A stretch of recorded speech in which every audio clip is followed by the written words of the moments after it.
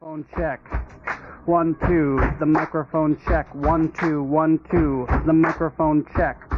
I got my headphones tuned between two different AM stations, and my briefcase is full of declassified information. Declassified.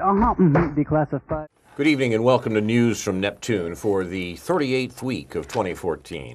For more than 20 years, this program has been a spontaneous and unrehearsed discussion on the news of the week and its coverage by the media, first on a so-called community radio station, and when censored and locked out of there, welcomed, I'm happy to say, by the good people at Urbana Public Television.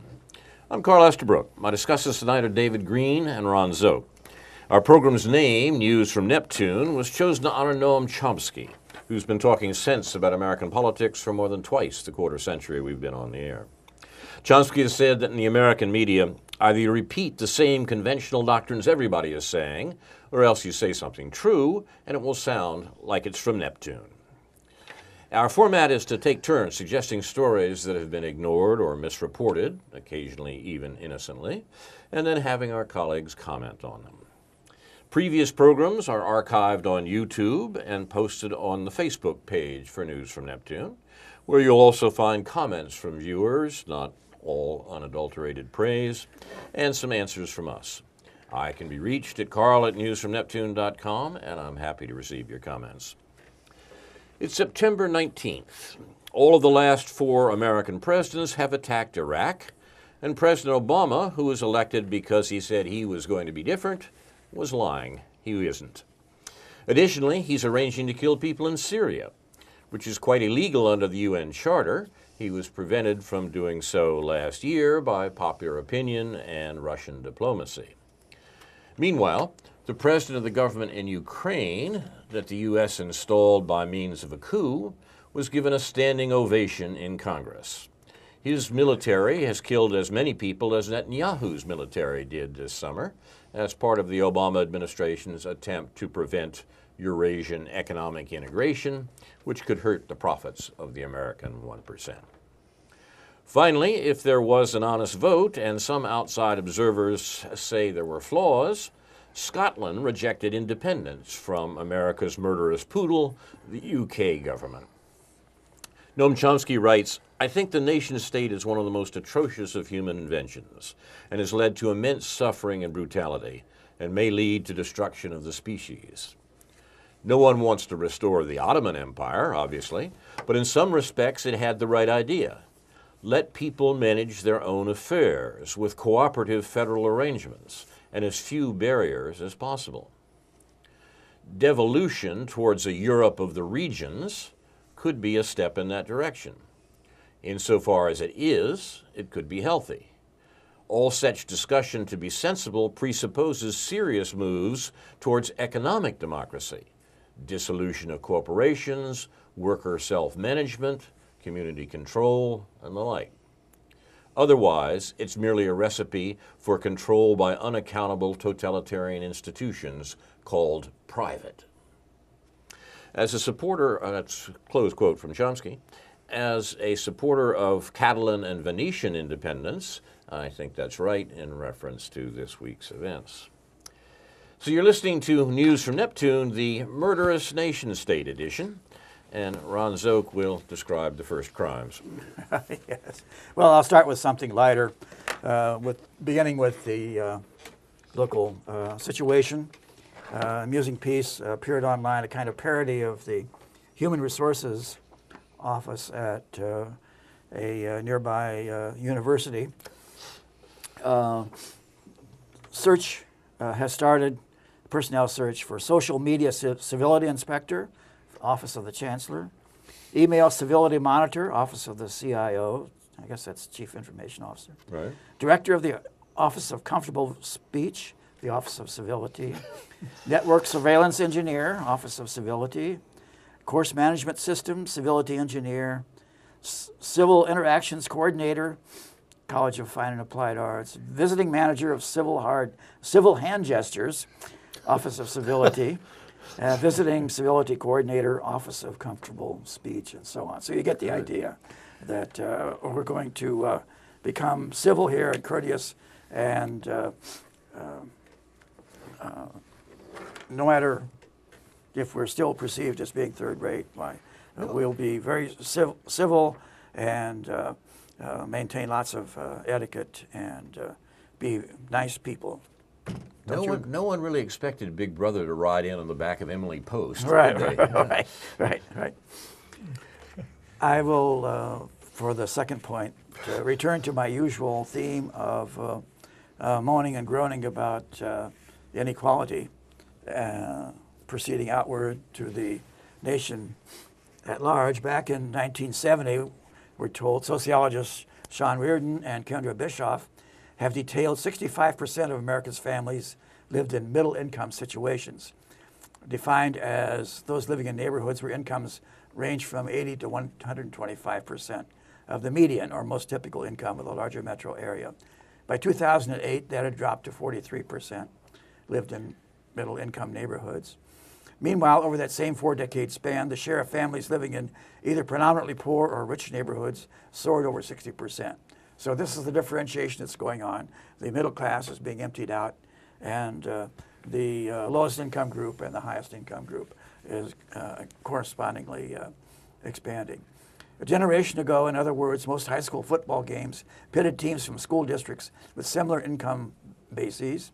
Today's games don't. High school games these days are routinely pitting teams from communities with ample resources against communities without.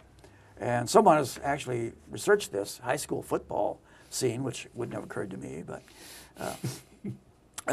one researcher, Eric Siegel of Massachusetts-based Class Action, has matched win-loss records for all the high schools in eastern Massachusetts with the median incomes of the communities the high schools serve.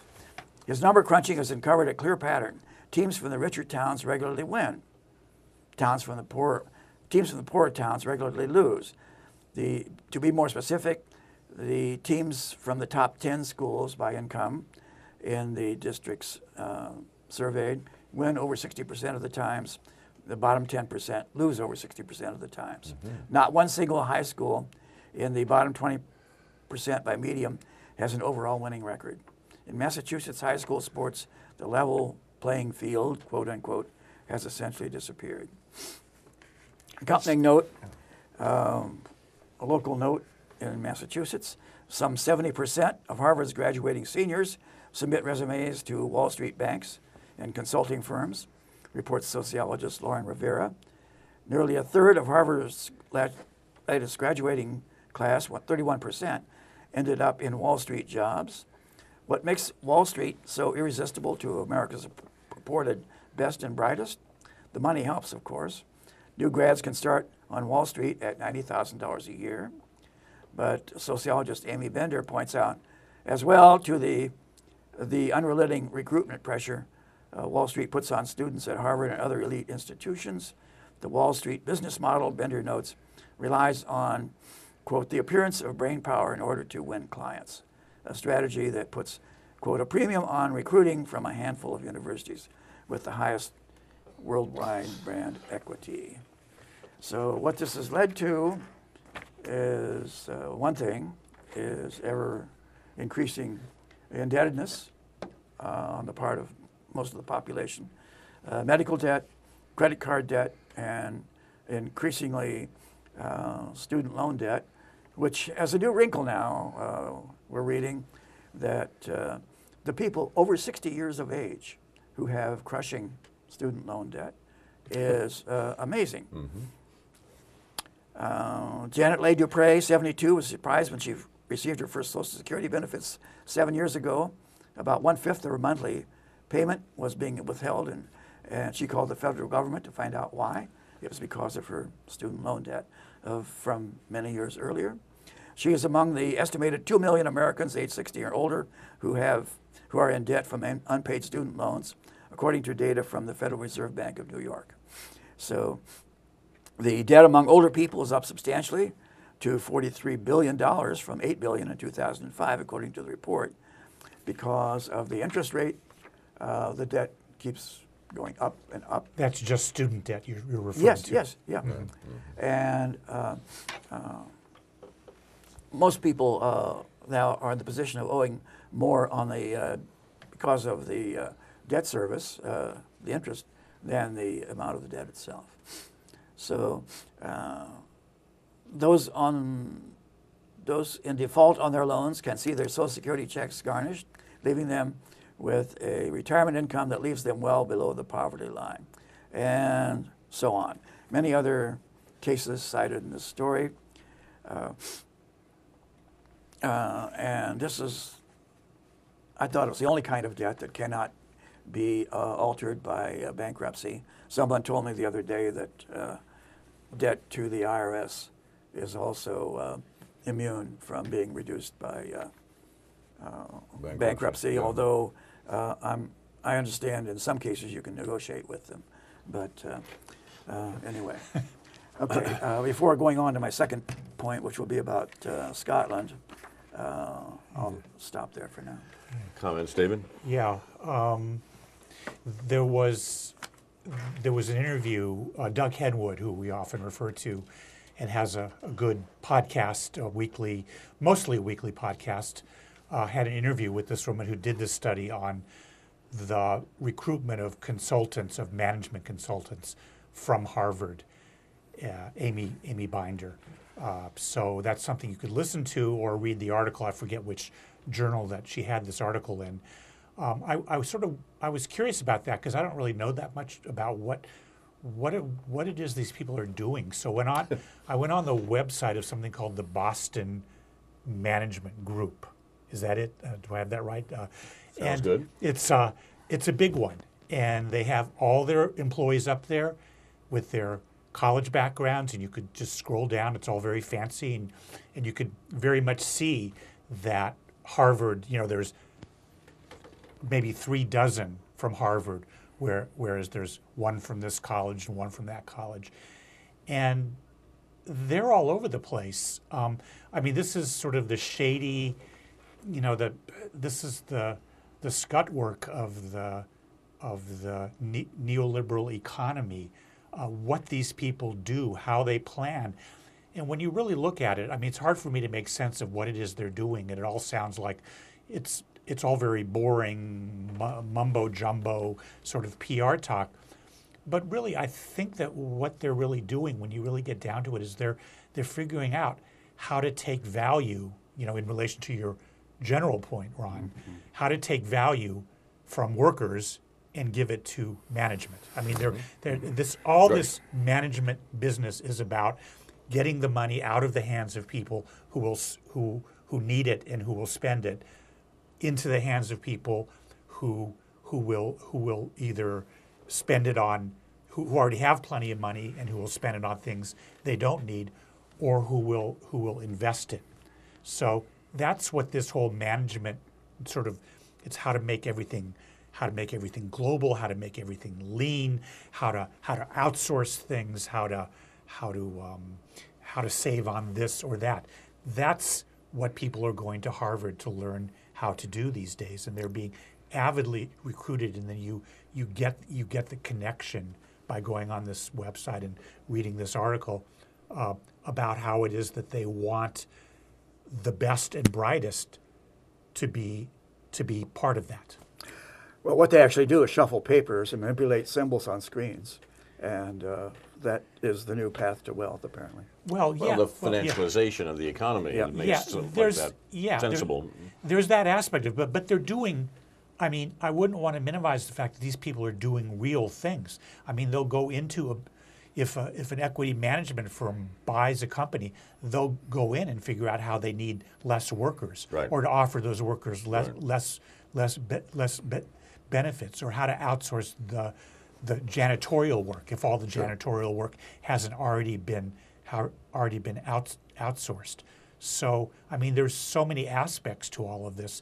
There's so many ways of getting things done in ways that you get that to pay people less and less for doing that. Even up to the point of the interesting example of taking out insurance policies on the janitors, life insurance policies on the janitors, life insurance policies that pay not the janitors' families or their heirs and assigns, but the company. And this is we saw an example of this with Mitt Romney's candidacy for president and an account of what Bain Capital actually did.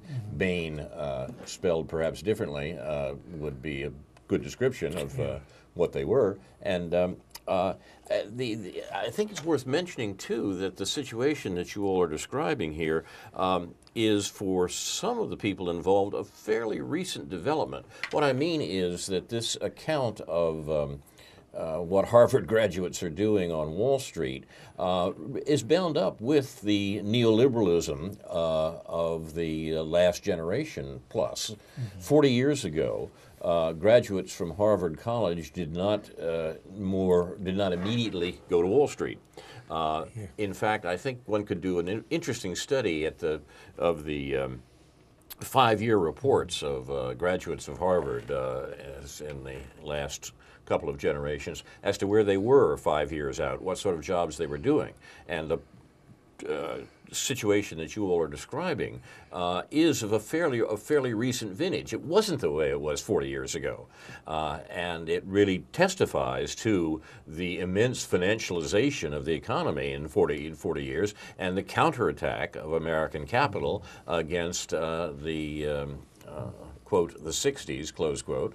That is, the attempt of people to find interesting and productive and worthwhile things to do with their lives rather than shuffling papers and clicking screens in Wall Street.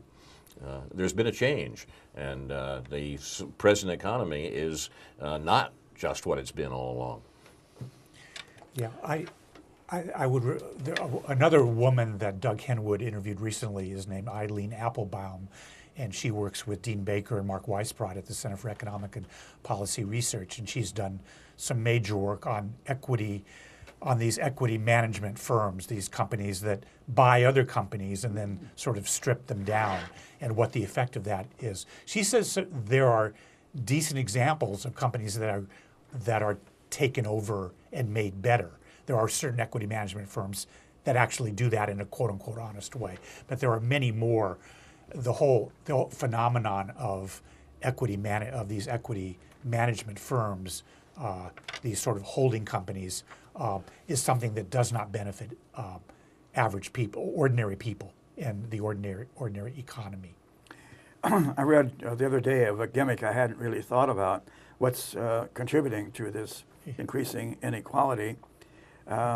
This piece says the SEC, Securities and Exchange Commission rule, encourages buybacks of stock. Oh, yeah. A lot of companies are buying back their own stock, which drives up the stock price, which increases the rewards going to the top management, which typically is keyed to the stock price. Right. And it's an enormous accelerator of the inequality. That has been huge from what I've read about the financialization process. The idea that profits are used for these stock buybacks rather than to invest back in the company. It's a little more complicated than that. They still invest, but they borrow the money to invest instead of using their profits. But leverage. The purpose of all this, of all these stock buybacks, is to sort of artificially, in a sense, raise the price. Remember, capitalism isn't about investment necessarily. It's about people getting in and then people getting out when the time is right. And to have wealth and power, it doesn't just mean that you've gotten in. It means that you've gotten out. What capitalism does is it encourages people to take their money out of real investment at a time when they can get the most out of it. And that's what the whole financialization of the economy has partly been about, is that people are in, but they're always wanting to get out. Yeah, R is greater than G, according to Piketty. And this week, Alibaba, the Chinese e-commerce operation, staged the largest IPO in history. Some bunch of people in China caught on how to do it. Huh? Yeah, right. Just one more thing in terms of the first comment that Ron made about where people live, about economic inequality, where people live, and this hollowing out of the middle class. I think one hypothesis that you would want to look at in understanding that is that it's still there's been greater economic inequality, but still, from that time period since 1970 or so that you referred to, the whole economy has got twice as rich. It isn't that people making low incomes are necessarily poorer in real terms. The rich are definitely much richer in real terms. But I think what you have to look at in the meantime, along with the economy, or along with family income or household income, is when you live in a certain neighborhood, what is the public provision in that neighborhood? How much, it's partly the public sector that has been hollowed out that really affects the lives of these good high school football teams versus bad high school football teams. The money that's invested in those areas, in the schools and the libraries and in the parks, and more generally speaking, the money that is no longer that is invested in inefficient ways in healthcare and so forth, that has hollowed out the public context by which people making the incomes that they're making could have decent lives if they could depend on public provision for more of the things that they need. Yes, the usual name for a lot of this is the infrastructure and how it's decaying. Exactly. And the progression that you described, Ron, the hollowing out of the middle class wealth and the concentration at both ends of the graph, so to speak, has been called a dumbbell distribution.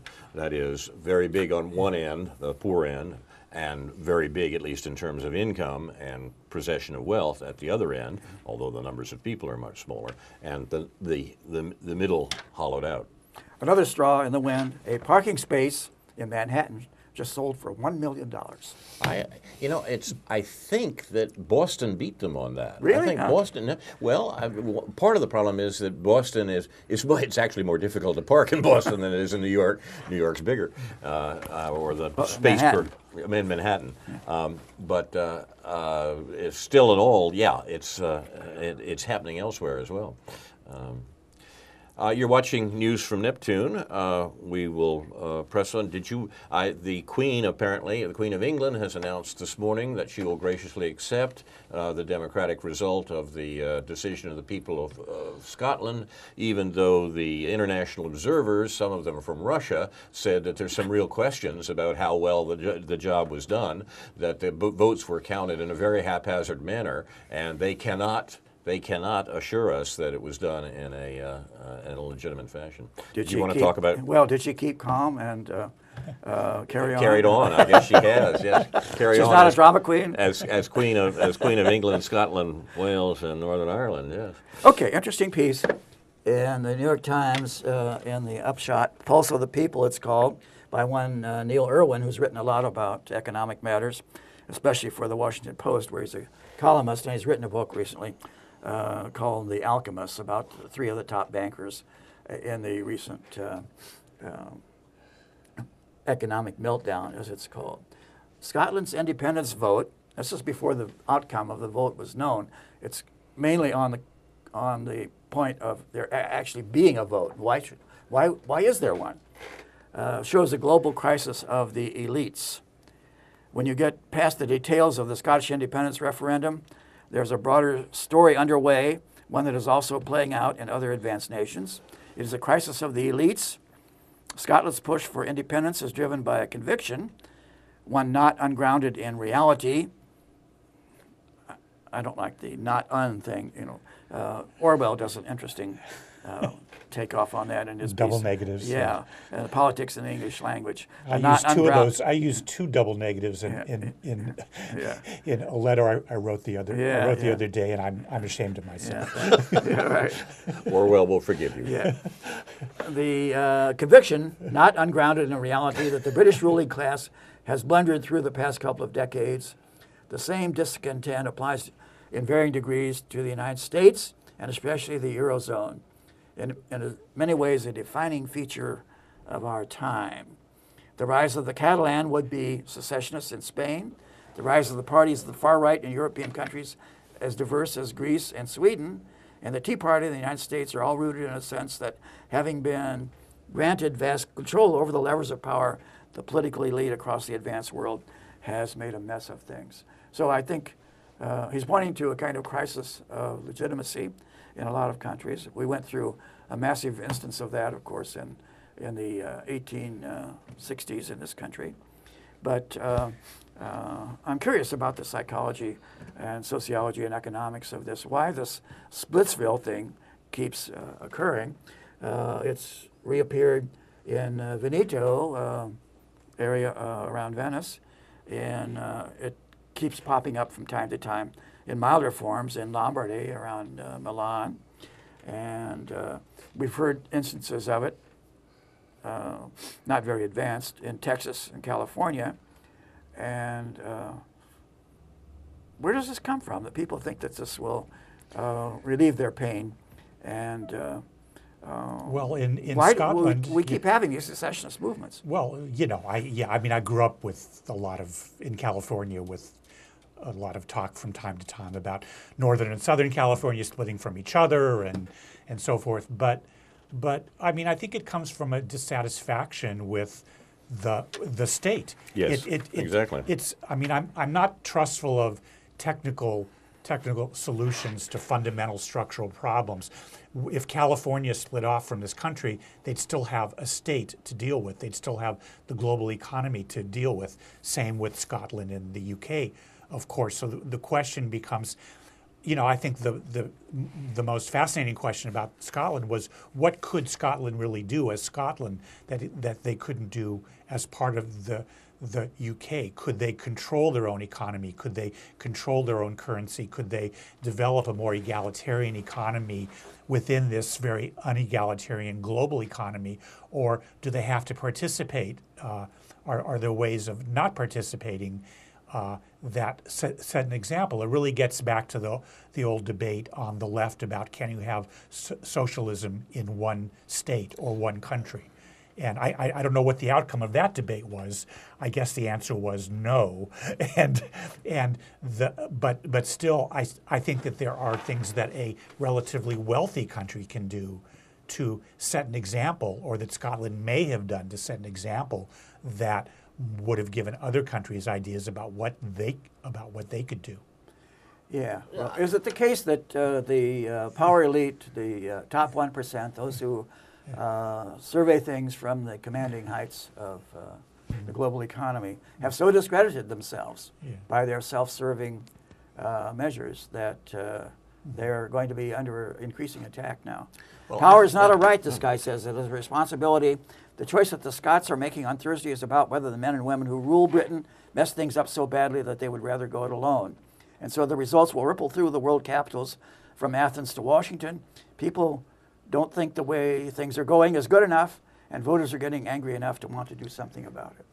And I think that's right, and that, in a sense, is important. I mean, look, the nation state itself is a construction of an economic ruling class that works better at a large scale. There are economies of scale, so to speak, if you happen to be a ruling class. The reason that Germany doesn't divide itself into a series of smaller principalities is that it's more difficult for the 1%, the German 1%, to rule that way. There's no move towards it, and I think the article you quote, Ron, is right in suggesting that the real motive behind these separatist movements, you mentioned Catalonia and Veneto and Scotland, is a movement of attempt to say, they're not doing right by us in the capital city. We can run our own affairs better. And they can look at Scotland, for example, can look at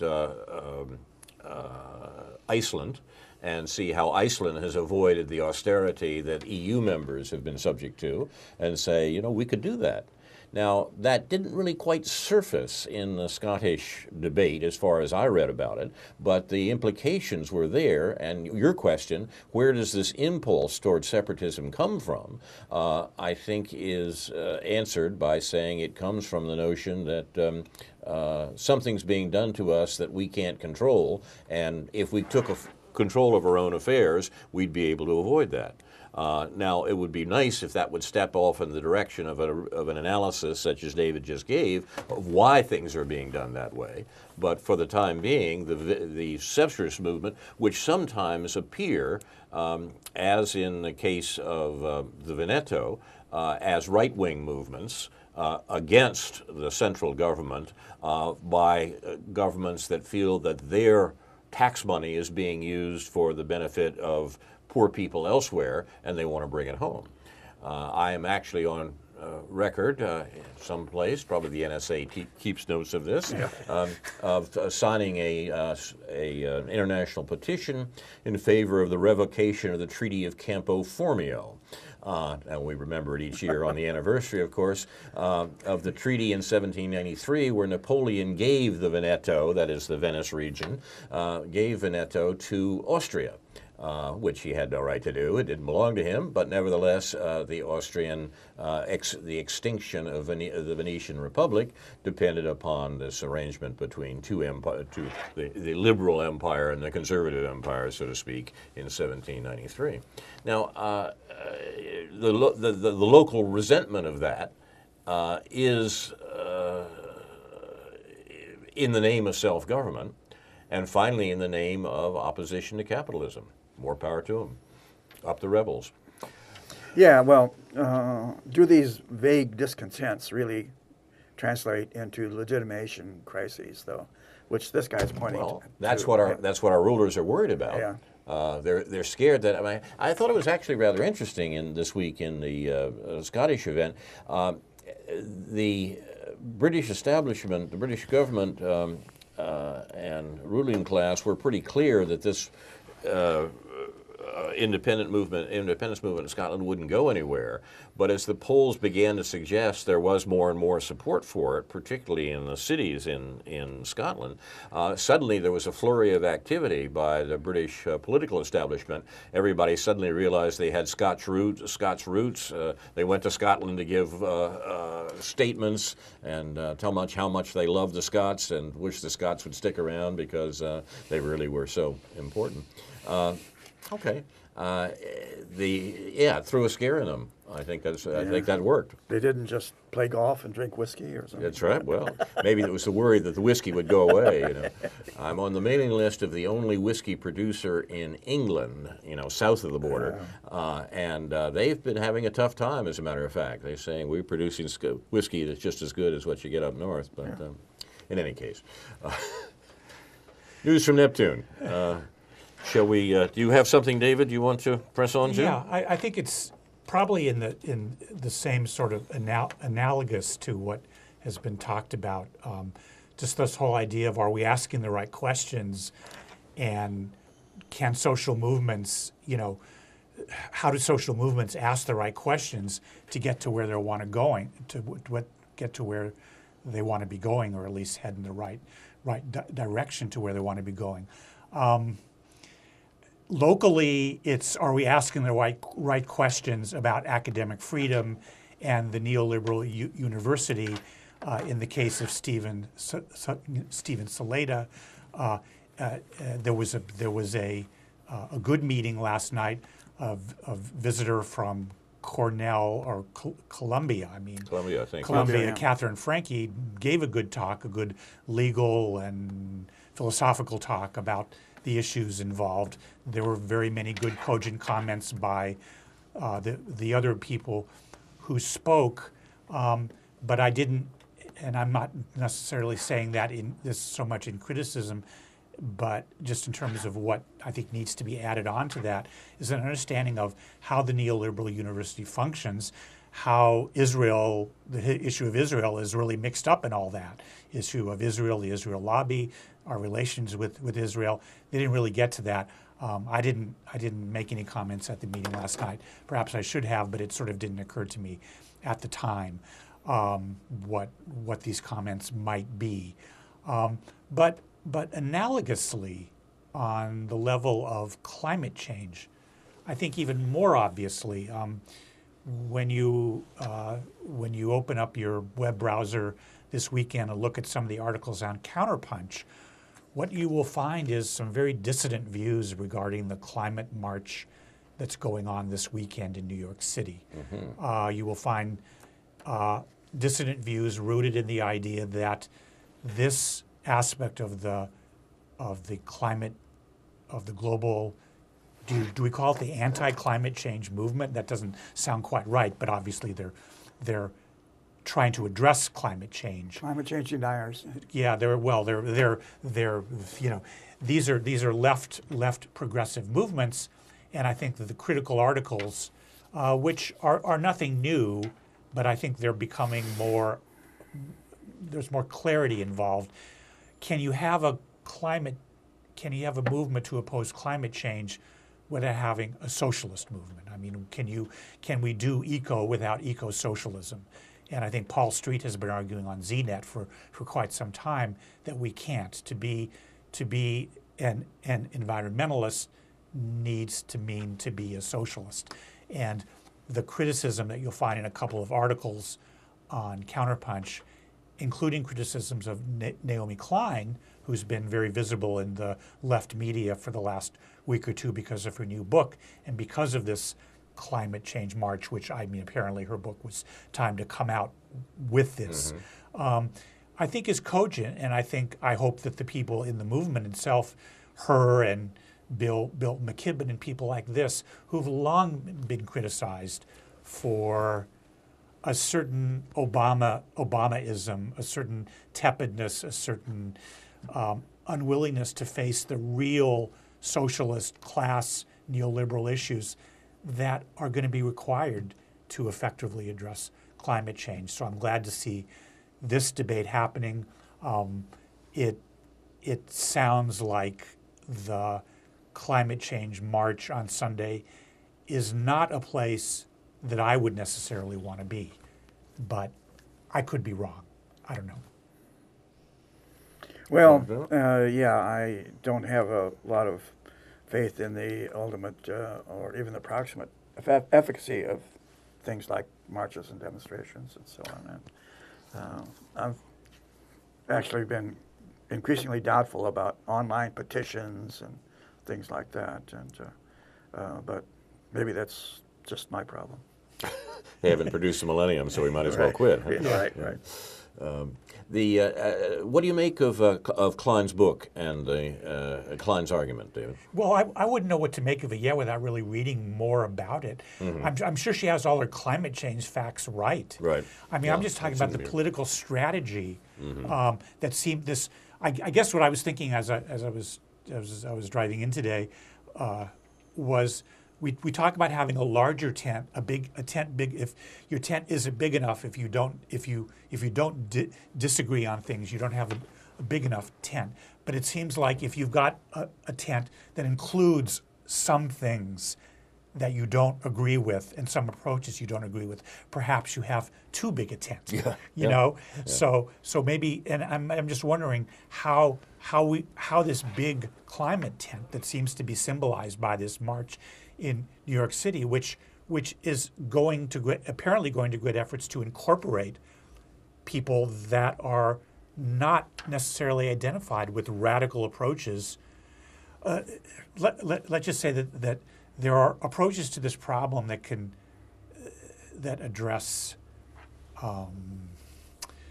that are piecemeal, that address or I mean even that that maybe address fracking, but address it in piecemeal ways that the laws can be passed and we can drive more efficient cars and live more efficiently.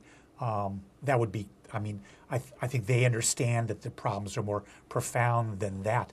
But really, ultimately, the problems have to do with, and I think someone like, say, Chris Hedges points this out in his work. We can't live in in a society anymore in which all of our food comes from so far away, in which so much we get comes from so far away. This just isn't tenable at an environmental level. But this is the neoliberal model.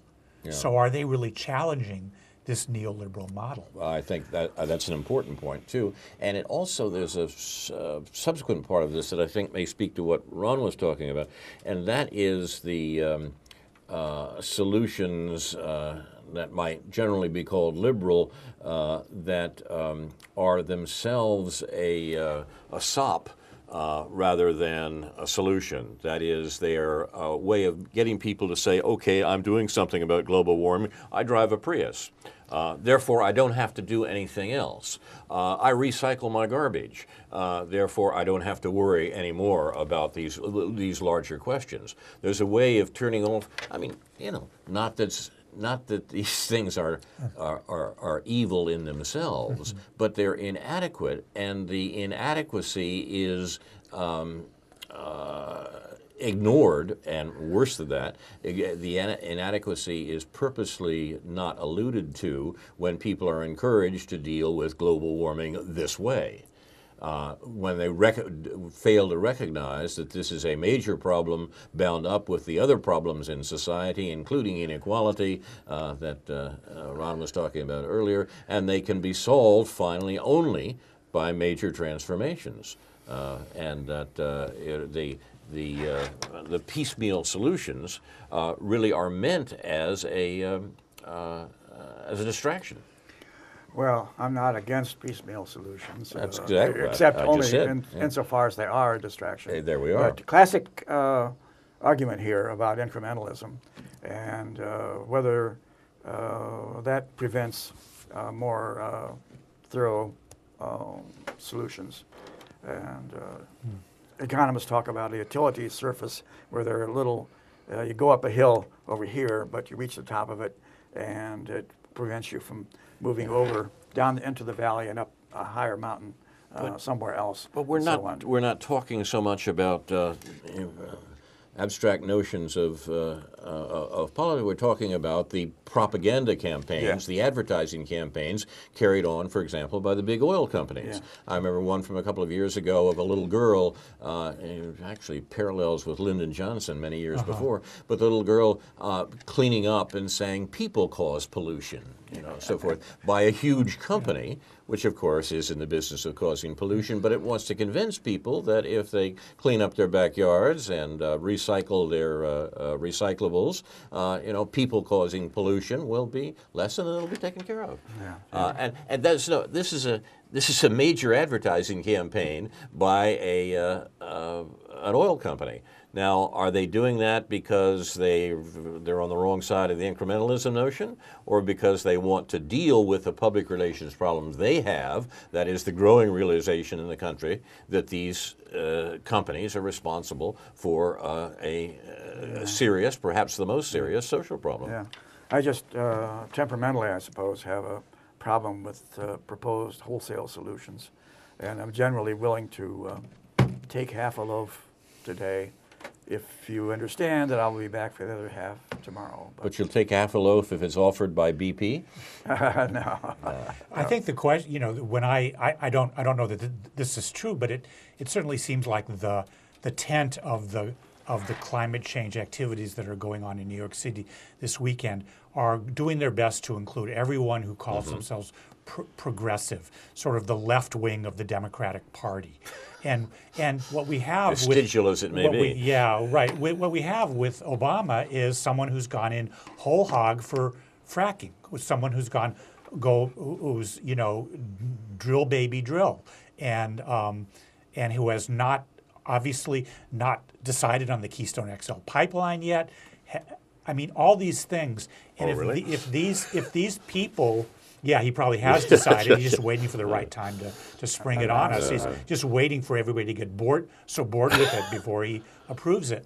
But the question is, these people, these Democrats who are more, sort of faithful to the Democratic Party, if they are a part of this climate change movement, what does that mean in terms of the viability of this movement to really make the fundamental changes that are needed. Otherwise, it's just. I mean, I was very uncomfortable watching Amy Goodman this morning. I wasn't getting, which was a whole show about what's going on this weekend.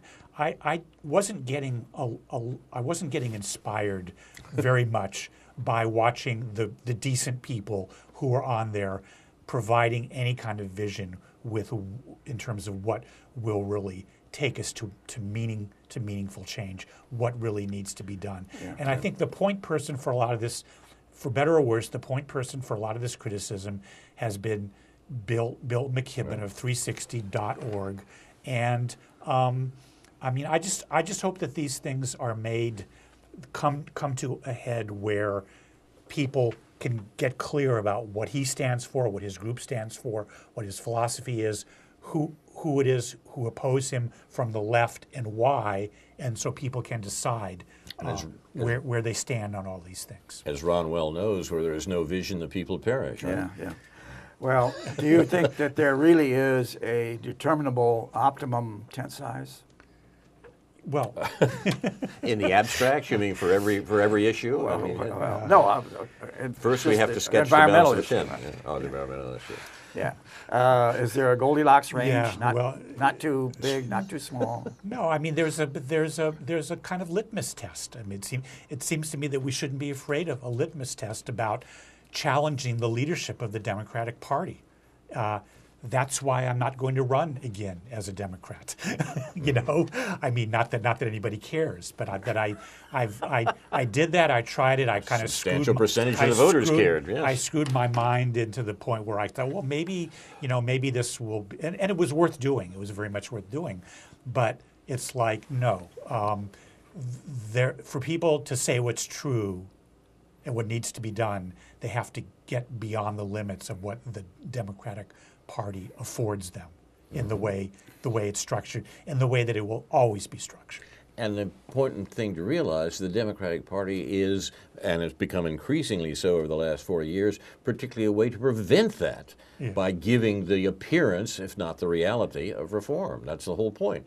The Obama presidency was based upon co-opting the anti-war movement and, to some extent, co-opting other aspects of the left of the Democratic parties, insofar as it existed at all. This is it's not a bug; it's a feature. This is the way the party is supposed to work: to take these interests and appear to deal with them in the interest, finally, of the ruling class. And I think that on another topic in relation, analogous to this, Glenn Ford of Black Agenda Report has been ruthless and brutal in his criticism of the Black Caucus in Congress. I mean, he is one of. I mean, there are many other people on just doing this point. Yeah, on the point of. I mean, on the point of their loyalty, of their responses to what went on in Ferguson and a variety of other issues. He's just not taking any prisoners when it comes to what he sees as the sort of the self-servingness of the vast majority of African American Democrats in Congress who form the Black Caucus and who he feels are doing no good for the typical African American person in this country. And Glenn Ford is also responsible for pointing out over against the argument that we got from a lot of good-hearted people in the last presidential election and the one before, that Obama is not the lesser evil, but the more effective evil because of this appearance of being concerned about the issues that good-hearted liberals are concerned about. It's a very effective strategy.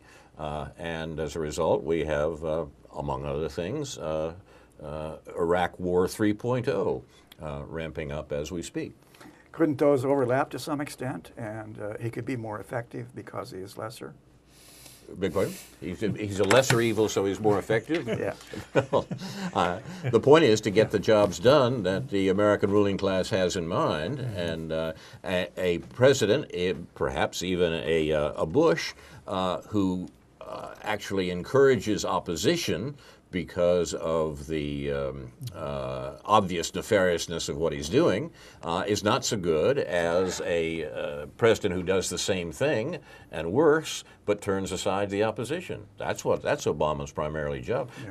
There's only one enemy that the American ruling class really fears, and that's, of course, the American populace. And the history of the last 2 generations makes that pretty clear. Those are the folks they're most concerned about. They need somebody who can handle the relationship to the population as a whole, and what better than a Harvard lawyer, as you explained earlier. Yeah, well, I'm not sure they fear them all that much. I mean, really? They have the firepower, they have the money, they have the technology of surveillance, and in the short run, at least, I don't see that they have much to fear. Yeah, but they're only willing to kill so many people. I mean, when you bring people into the streets, at some point they just can't arrest them and handcuff them and tear gas them and mow them down. You know, it's just a matter of numbers in the streets to a certain degree. This is an important point that really has changed over the century, over the last century, the last 100 years. And we've mentioned this before, but it's important to point out. Remember, just over 100 years ago, in the midst of the vicious and bloody labor history of America at the beginning of the 20th century, you had robber barons who said, I can always hire one half of the working class to kill the other half of the working class. Right. And indeed they did, up until of the First World War. Things had got to such a pass by the Wilson administration that there really was a conscious decision by the American government that this sort of military repression of the drive to socialism, which is what it was, wasn't going to work anymore. They had to find other ways to do it, and the ways were going to be intellectual. The ways are going to be propagandistic. The ways are going to be public relations. You've talked, Ron, about how the American government drew on the best thought about psychology and public relations as it existed at the beginning of the 20th century and consciously innovated it.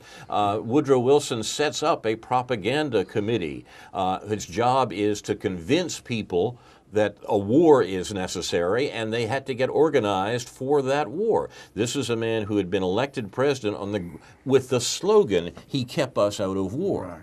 And once he is, then he puts together his propaganda commission, the Creel Commission, to convince people that the war was necessary and that all this talk about socialism was a result of foreign influences, and we had to find those foreigners and run them out of the country. Now, look, we're the heirs of a century of American notion that the demands of the majority can be handled better and more efficiently by propaganda, by public relations, than by the knout and the prison cell, or the armored personnel carrier, if you like. There's still people in the society that says, yes, that works fine, but we have to have those armored personnel carriers in the background. Let's sell some to the local police so they got them when we need them. Well, give them, not sell them. But well, yeah. Exactly. Give them, not sell them. Right. Point of how they dealt with the bonus army in Washington. But yeah, well, and that's when push comes to shove, then the old techniques are all there. But the point was that the techniques were not being efficient enough, and we needed other ways to do it, and those ways had to be ways of propaganda. And that's what we're dealing with now, most notably. And to come full circle here for a discussion today, there was a piece by Tariq Ali in the Guardian last week where he was talking about the Scottish vote by saying independence is the only way Scotland can realize its full political and cultural potential in the 21st century. This is not always the case when new states are born. The breakup of Yugoslavia is sometimes cited, and with good reason, to demonstrate the opposite. But Yugoslavia was wrecked by the IMF with disastrous consequences: ultranationalism, civil war, and ethnic cleansing at home exacerbated by German intervention to divide the country, followed by NATO bombing.